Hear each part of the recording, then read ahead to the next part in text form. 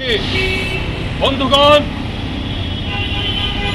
আপনারা যারা এই দেশের নাগরিক হিসেবে বসবাস করেন, আপনারা জানেন দিন দিন প্রত্যেকটা নিত্য প্রয়োজনীয় জিনিসের দ্রব্যের মূল্য বৃদ্ধি পাচ্ছে। একই সাথে জনগণের যে জীবনযাত্রার ব্যয় সেটাও দিন দিন বেড়ে যাচ্ছে। আমরা এই সরকার গত এই ক্ষমতায় থাকার আগে তারা বলেছিল যে ক্ষমতায় আসলে তারা জনগণকে 10 টাকার কেজিতে চাল খাওয়াবে, কিন্তু আজকে আমরা দেখতে পাচ্ছি 10 টাকার চাল কোথায়। সেই 10 টাকার চাল হয়তো আগামী 3 বছর পর 100 টাকার চালে পরিণত হবে। তেলের দাম বাড়ছে, দেশে পেঁয়াজের মজুদ থাকা সত্ত্বেও পেঁয়াজের দাম এখন 80 টাকা হচ্ছে, ডালের দাম বাড়ছে। অথচ এই দেশের 13 থেকে 14 লক্ষ সরকারি কর্মকর্তাদের বেতন বেড়েছে দ্বিগুণ হারে। শ্রমিকদের মজুরি বাড়েনি, ঘর ভাড়া কমেনি। আমরা যারা শহরে থাকি, উপশহরে থাকি, ঘর ভাড়া বাড়েনি, ঘর ভাড়া বেড়েছে দিন দিন। মালিকরা ঘর ভাড়া কমায়নি, কিন্তু মানুষের মজুরি না বাড়াতে জীবন অবিশ্বাস অবস্থা। কারখানা শ্রমিকদের মজুরি বাড়েনি, গার্মেন্টস শ্রমিকের মজুরি বাড়েনি, রিক্সা চালকদের মজুরি বাড়েনি, নির্মাণ শ্রমিকের মজুরি বাড়েনি, কিন্তু দ্রব্যমূল্যে বৃদ্ধি পাচ্ছে। আজকে আমাদের কাছে এটা স্পষ্ট, বর্তমান সরকার ওই লুটেরা ব্যবসায়ী আমলাদের সরকার। এই সরকারকে নিয়ন্ত্রণ করছে লুটেরা ব্যবসায়ী আমলারা। এই নিয়ন্ত্রণের ভেতর দিয়ে সরকার এই লুটেরা আমলা ব্যবসায়ীদের খুশি রাখতে আজকে তাদেরকে লাগাম ছেড়ে দিয়েছে দ্রব্যমূল্য, যাতে তারা ইচ্ছে মতো বাড়ায়। আমরা পরপর কয়েক বছর দেখেছি ম্যাজিকের মতো জিনিসপত্রের দাম বাড়তে। সরকারের মন্ত্রীরা টেলিভিশনের পর্দায় এসে নানা রকম বাকওয়াস কথাবার্তা বললেও জনগণের স্পষ্টত কোনো পরিবর্তনের দিকে তারা কোনো কর্মসূচি নেয়নি। বরঞ্চ এই আওয়ামী লীগ সরকার, এই ফ্যাসিবাদী সরকার ক্ষমতায় থাকার জন্য সে তার লাঠিয়াল বাহিনীকে দিন দিন শক্ত করে রেখেছে। কিভাবে জনগণ তার বিরুদ্ধে আন্দোলন করলে তাদেরকে পিটিয়ে ঘরে ঢোকা যায়। একটা নৈরাজ্যকর অবস্থার ভেতর দিয়ে আমরা বাংলাদেশের জনগণ জীবনযাপন করছি। এইখানে করোনাকালে চিকিৎসা ব্যবস্থা ভেঙে পড়েছে, লুটপাট হতে দেখেছি আমরা। পুরো চিকিৎসা ব্যবস্থাকে, তার নগ্ন চিকিৎসা ব্যবস্থার দুর্নীতি লুণ্ঠনের নগ্ন চিত্র আমরা দেখেছি। তেমনি আজকে এইভাবে ব্যবসায়ীদের হাতে পুরো বাজারটাকে তারা ছেড়ে দিয়েছে। সরকারের কোনো মন্ত্রী আজ পর্যন্ত কোনো এই বিষয়ে কথাবার্তা বলেনি কেন চালের দাম বাড়ছে, পেঁয়াজের দাম বাড়ছে, তেলের দাম বাড়ছে। আমরা তাই বলতে চাই, এই সরকারকে এমন অবস্থায় ক্ষমতায় রেখে, একটা ফ্যাসিবাদী সরকারকে এভাবে ক্ষমতায় রেখে এই দ্রব্যমূল্য আমরা আমাদের আয়ত্তে আনতে পারবো না। তাই যতক্ষণ একটা সহনীয় গণতান্ত্রিক জীবন ব্যবস্থার দিকে আমরা না যাচ্ছি, ততক্ষণ পর্যন্ত এই আওয়ামী লীগ সরকারকে ক্ষমতায় রাখলে জনগণের সার্বিক নিরাপত্তার জন্য সেটা বিপজ্জনক। তাই আমাদেরকে আন্দোলন গড়ে তুলতে হবে এই আওয়ামী ফ্যাসিবাদী সরকার এবং তার রাষ্ট্র পুরো রেজিমকে এইখান থেকে উৎখাত করার জনগণের কোনো বিকল্প নাই। তা না হলে যে অবস্থার ভেতর দিয়ে আমরা যাচ্ছি সে অবস্থার কোনো পরিবর্তন হবে না। আপনাদের কাছে আহ্বান জানাচ্ছি, জাতীয় মুক্তি কাউন্সিলের 18 দফার ভিত্তিতে আপনারা সংগঠিত হন। আমরা জনগণের নতুন সংবিধান, নতুন গণতান্ত্রিক একটা সমাজ ব্যবস্থার দিকে যাব। একটা নতুন একটা সমাজ ব্যবস্থা আমরা গড়ে তুলব। সমাজতন্ত্রের জন্য আমাদের লড়াই নামতে হবে। এই আমলা, এই র্যাব, পুলিশ, মিডিয়ার, মিলিটারি দিয়ে নিয়ন্ত্রিত এই আমলা সরকার দিয়ে, এই সরকারি সরকার দিয়ে আর এখানে জনগণের যে স্বাভাবিক সমাজ, এটা আর চলবে না।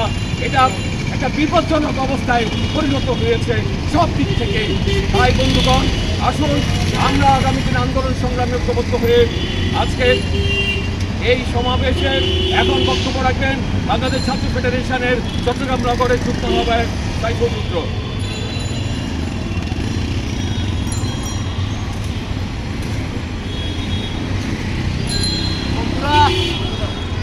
আজকে আপনারা চারদিকে ক্ষমতাসীন আওয়ামী লীগ সরকারের উন্নয়নের নানা ধরনের গালগল্প আপনারা শুনেন, দেশ অনেক উন্নত হয়ে গেছে, দেশের মানুষ অনেক ধনী হয়ে গেছে, কিন্তু বাস্তবতা হচ্ছে যে চালের দাম আজ থেকে 1 বছর আগেও, এই বছর 40 বছরের জানুয়ারি তো 30 টাকা ছিল, 35 টাকা ছিল, সেটার দাম এখন 55 টাকা, 60 টাকা।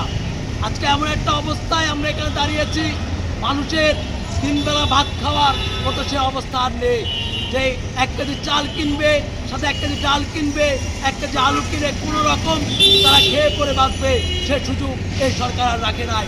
এই সরকারের সংসদ দেখেন, এই সরকারের বিভিন্ন মন্ত্রণালয় দেখেন, সবখানে আজকে ব্যবসায়ীরা বসে আছে। এই ব্যবসায়ীরাই আমাদের বাজারগুলো নিয়ন্ত্রণ করে, বাজারের পণ্যের দাম নিয়ন্ত্রণ করে, দ্রব্যের দাম নিয়ন্ত্রণ করে। ফলে তাদের যখন খেয়াল খুশি, তাদের যখন ইচ্ছা, যত টাকা দাম তারা বাড়ায়, যত টাকা দাম তারা ঠিক করে। আজকে শুধুমাত্র বাজারের যে দ্রব্যের মূল্য সেটা বাড়িয়ে তারা ক্ষান্ত হচ্ছে না, তারা এই চলতি বছরে শেখ হাসিনা তার সিগনেচারে এখানে 26টা পাট কল বন্ধ হয়ে গেছে। হাজার হাজার লাখ লাখ শ্রমিক তাদের যে চাকরি, সেই সারা জীবনের যে চাকরি, সেই চাকরি তারা হারিয়ে আজকে তারা তাদের পরিবার নিয়ে প্রায় পথে বসেছে। তাদের দিকে কোনো নজর নাই, তাদেরকে যে রাসায়নিকের আওতায় আনবে সেরকম ব্যবস্থা আমরা দেখছি না। আমরা এই করোনার সময়ে দেখলাম আওয়ামী লীগ সরকার তাদের নেতাকর্মীরা বিভিন্ন জায়গায় বাংলাদেশের মানুষজনকে করোনাকালীন তারা ভিক্ষার মতো করে মানুষজনকে লাইন করে তারা খাবার দিয়েছে, যে খাবারগুলো তারা 3 দিনও খেতে পারবে না, 3 বেলাও খেতে পারবে না, কিন্তু তারা সেগুলো দিয়ে মার্কেটিং করেছে, সেগুলো দিয়ে তারা বুঝিয়েছে তারা জনগণের পাশে আছে। কিন্তু এই যে জনগণ খেতে পারছে না, সে খেতে না পারার দায় আদপান্ত আওয়ামী লীগ সরকারের। এর জন্যই বাংলাদেশের সমস্ত জনগণকে, সমস্ত ছাত্র সমাজকে, শ্রমিক সমাজকে এই আওয়ামী লীগ সরকারের উচ্ছেদে সবাইকে গণ আন্দোলন করে তুলতে হবে। যে আন্দোলনের মধ্য দিয়ে এমন একটা সমাজ, এমন একটা রাষ্ট্র এখানে নির্মিত হবে, যে রাষ্ট্রে কাউকে চালের দাম শুনে ভোট যেতে হবে না, কাউকে চালের দাম শুনে স্তব্ধ হতে হবে না। আমরা সেরকম একটা সমাজ চাই। সেই আন্দোলনে আপনাদের সবাইকে আপনারা পাশে থাকবেন বলে যে আশা রেখে আমি আমার বক্তব্য শেষ করছি। সবাইকে বাংলাদেশ ছাত্র ফেডারেশনের পক্ষ থেকে শুভেচ্ছা। বন্ধুরা, এখন আপনাদের সামনে বক্তব্য দেবেন জাতীয় মুক্তি কাউন্সিল চট্টগ্রাম জেলার সদস্য সচিব সামিউল আলম।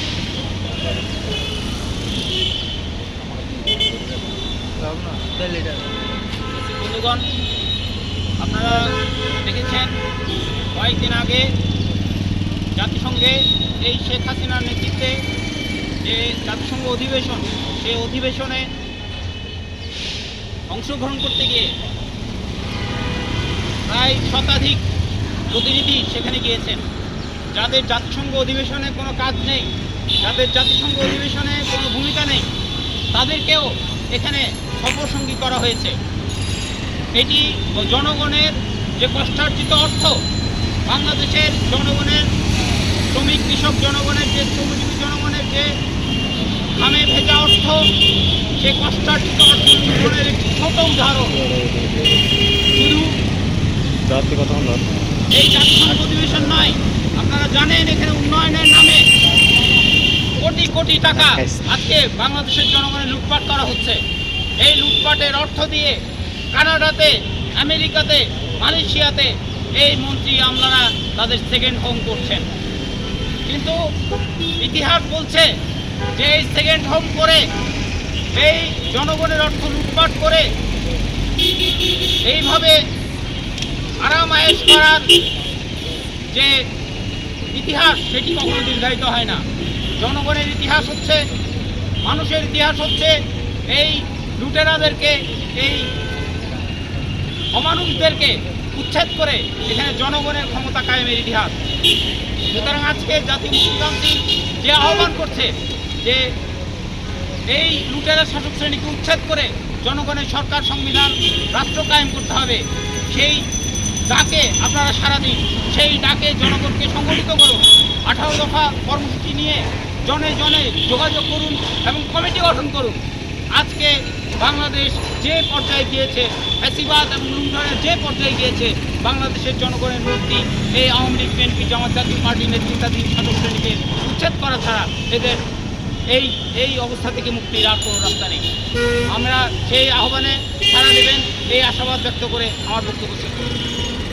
বন্ধুগণ, এখন বক্তব্য দেবেন Bangladesh trade union federation Chittagong জেলা শাখার সাধারণ সম্পাদক কমরেড ভিকি মজুমদার।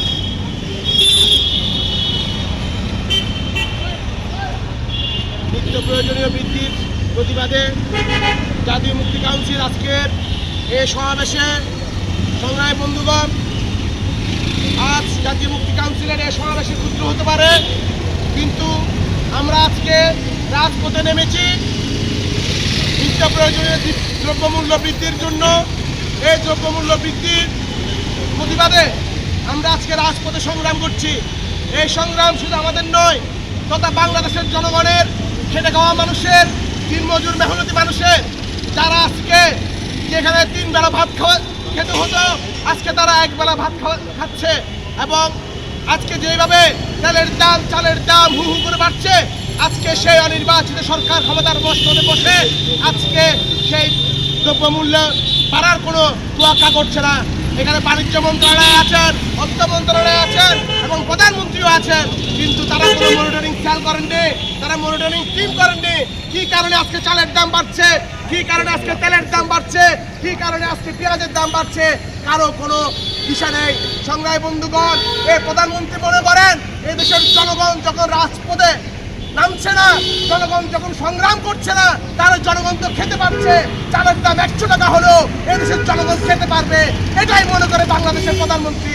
বাংলাদেশের প্রধানমন্ত্রী এটাও মনে করে তেলের দাম 200 টাকা হলো বাংলাদেশের জনগণ খাবে, তবু রাজপথে নামবে না। সংগ্রামী বন্ধুগণ, এই দুর্বলতা হচ্ছে বাংলাদেশের জনগণের। আমরা কোনো প্রতিবাদ করি না বলে আজকে দেশের যে কোনো জিনিসের অন্যায়ভাবে হু হু করে বাড়ছে, তার কোনো দিনাদিপাত হয় না। সংগ্রামী বন্ধুগণ, আমার অধিকার, আমার লড়াইয়ের জন্য আমাদেরকে রাজপথে নামতে হবে। এই চালের দাম এবং নিত্য প্রয়োজনীয় জিনিস সহ সমস্ত দ্রব্যমূল্যের দাম বাড়ার প্রতিবাদে আসুন আমরা ঐক্যবদ্ধ হই। আমরা ঐক্যবদ্ধভাবে আমরা আমাদের নিজেদের অধিকার সম্পর্কে সচেতন থাকি, নিজেদের অধিকারের জন্য রাজপথে সংগ্রাম করে লড়াই করে জাতীয় মুক্তি কাউন্সিল আরো দফা কর্মসূচি ভিত্তিতে সমাজতন্ত্রের লক্ষ্যে আমরা ঐক্যবদ্ধভাবে জনগণকে সাথে নিয়ে এই সরকার উৎসাহ, এই সকল শ্রেণী এবং সাম্রাজ্যবাদ বিরোধী সকল শ্রেণীকে উচ্ছেদ করে মেহনতি মানুষের রাজপথ সরকার গঠন করতে চায়। সমাজতন্ত্রের লক্ষ্যে আমরা সমাজতন্ত্রের মুক্তির জন্য এবং কাজ করে যাচ্ছি। সংগ্রামী বন্ধুগণ, আসুন আমরা শুধু দ্রব্যমূল্য নয়, এই দেশের মানুষের যে দুরবস্থা তৈরি হয়েছে, দেশে যেমনি বেকারত্ব চলছে, শিল্প প্রতিষ্ঠান বন্ধ হচ্ছে, বেকার বাড়ছে, তেমনি বাড়ছে নিত্য প্রয়োজনীয় জিনিসের দাম, তাহলে মানুষ আজ দিশেহারা। তাই আমরা বলছি, উদারতা আহ্বান জানাচ্ছি জাতীয় মুক্তি কাউন্সিলের পক্ষ থেকে আগামী লড়াইয়ের আমাদের সাথে সামিল হন এবং নিজের অধিকারের জন্য রাজপথে নামুন। নচেত এই দিন অত্যাচার আরো দিন বাড়বে, তাহলে সরকার কিছু করবে না।